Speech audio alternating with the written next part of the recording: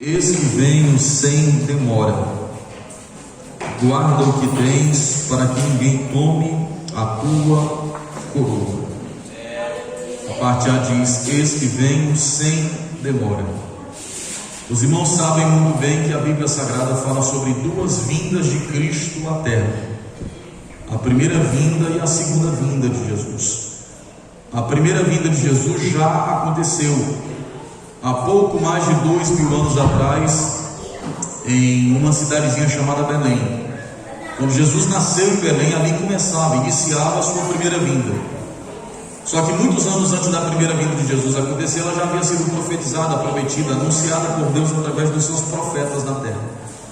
Muitos profetas Deus levantou no Antigo Testamento para profetizar sobre a primeira vinda, que fala acerca do seu nascimento. E dentre esses profetas que Deus levantou, o profeta que Deus mais usou para profetizar a respeito da primeira vinda foi Isaías. Isaías capítulo 7, versículo 14, ele diz assim: eis que uma virgem conceberá e dará à luz a um filho, e lhe porás o nome Emanuel, que significa Deus conosco. Era Isaías dizendo: ele vai chegar. Isaías está profetizando sobre a primeira vinda. Isaías capítulo 9, versículo 6, ele diz assim: e o menino nos nasceu, e o filho se nos deu, e o principado está sobre os seus ombros, e ele será chamado de maravilhoso, conselheiro, Deus forte, Pai da eternidade e príncipe da paz. Era Isaías dizendo: ele vai chegar. Isaías profetizou tanto sobre a primeira vinda de Jesus, que ele falou até acerca do sofrimento pelo qual Jesus passaria nesta vinda, porque ele profetizou em Isaías 53, versículos 4 e 5, e ele tomou sobre si as nossas enfermidades, e as nossas dores levou sobre si, e nós o repuntávamos por aflito, ferido de Deus e oprimido, mas ele foi transpassado pelas nossas transgressões e moído pelas nossas iniquidades. O castigo que nos traz a paz estava sobre ele, e pelas suas pisaduras nós fomos sarados. Era Isaías dizendo: ele vai nascer, vai crescer, vai viver, mas também vai sofrer, mas pelo seu sofrimento nós seremos curados, nós seremos sarados. Então Isaías aqui está profetizando sobre a primeira vinda de Jesus. O que eu citei aqui não é nem metade da metade da metade de todas as profecias que há sobre a primeira vinda de Jesus. Então, se não é nem metade da metade da metade, é sinal que são muitas. É sinal que são muitas as profecias sobre a primeira vinda. Então, muitas foram as profecias sobre a primeira vinda de Jesus, e ela aconteceu. Mas sabe quantas vezes mais a Bíblia profetiza sobre a segunda vinda de Jesus? 8 vezes mais do que sobre a primeira. Então, se a primeira vinda de Jesus aconteceu, a segunda vai acontecer também. Jesus vai voltar.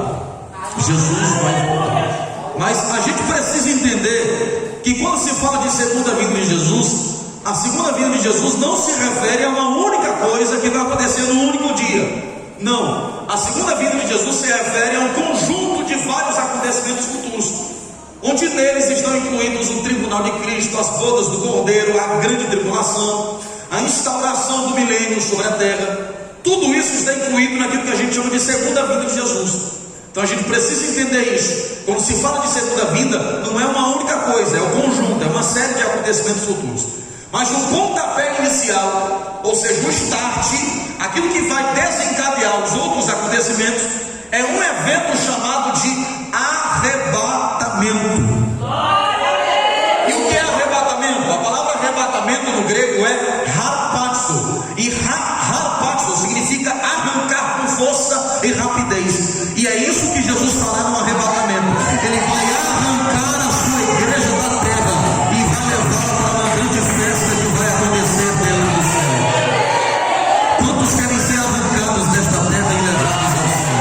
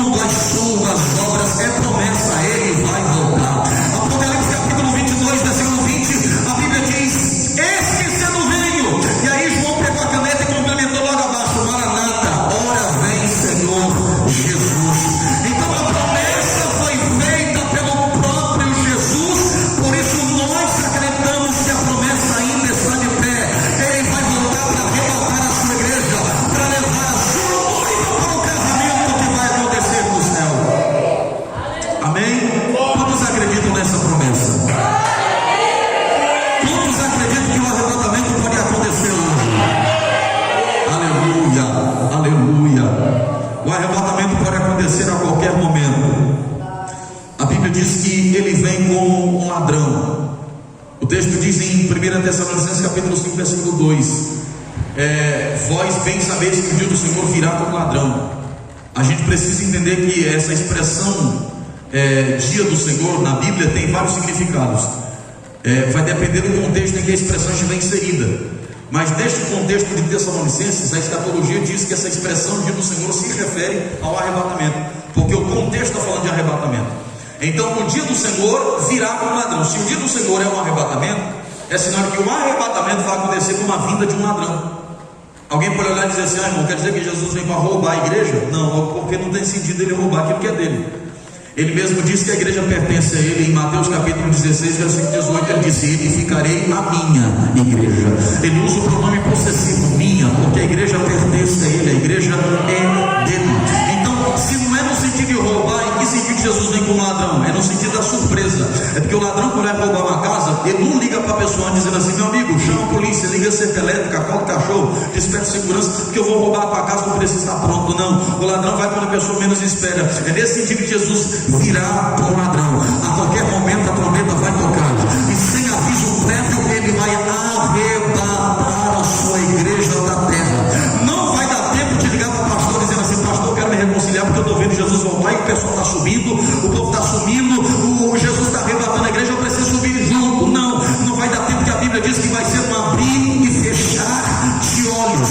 O texto diz em 1 Coríntios capítulo 15, versículos 51 e 52, Paulo diz assim: esse é o conhecido mistério, nem todos dormiremos, mas todos seremos transformados no momento, no abrir e fechar de olhos, ao som da última trombeta.